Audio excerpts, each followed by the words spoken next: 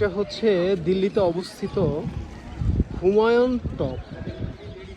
Humayun tomb that means হচ্ছে মুঘল সম্রাট হুমায়ুনের এটা সমাধিস্থান। এটা 1558 সালে এটা প্রতিষ্ঠিত করা হয়,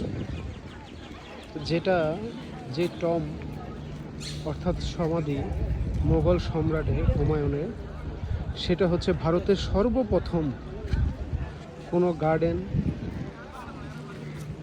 বেসড সমাধিস্থল।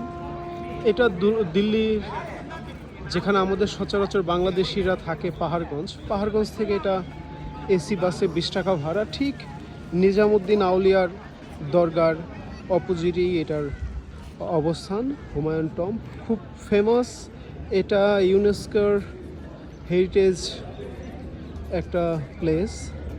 হ্যাঁ, অনেক দর্শনার্থী এখানে আসে ভিজিট করার জন্য।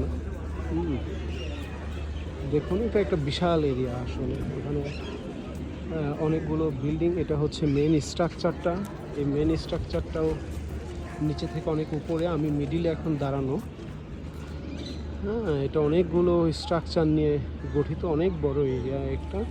আপনারা যারাই দিল্লিতে আসবেন, হ্যাঁ, এটা আপনারা একটু ঘুরে যাবেন।